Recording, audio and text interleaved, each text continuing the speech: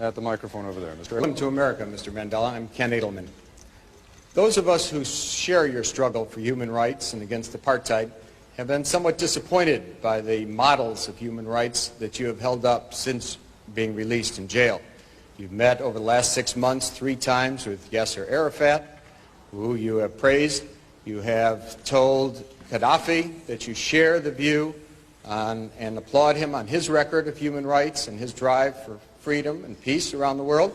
And you have praised Fidel Castro as a leader of human rights and said that Cuba was one of the countries that's head and shoulders above all other countries in human rights, despite the fact that documents at the United Nations and elsewhere show that Cuba is one of the worst.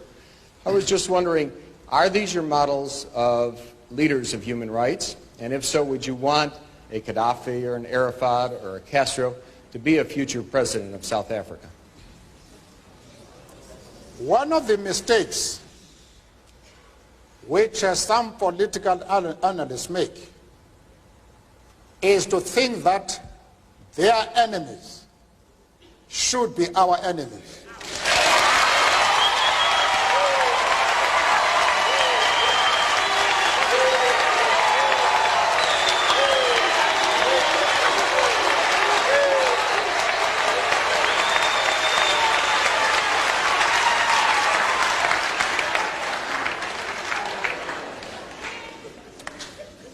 That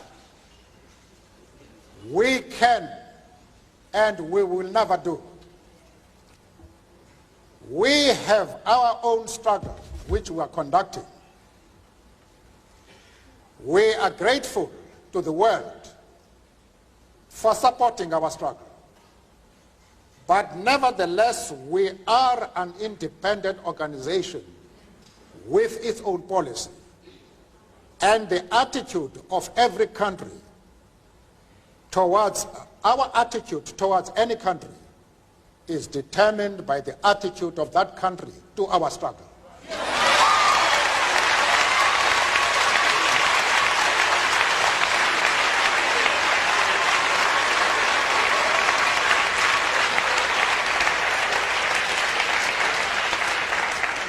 Yasser Arafat, Colonel Gaddafi, Fidel Castro support our struggle to the hilt.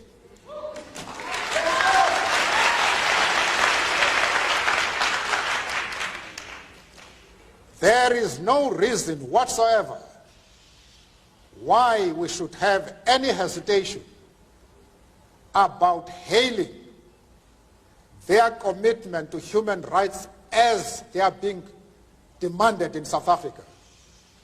Our attitude is based solely on the fact that they fully support the anti-apartheid struggle.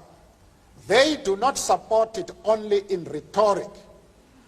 They are placing resources at our disposal for us to win the struggle.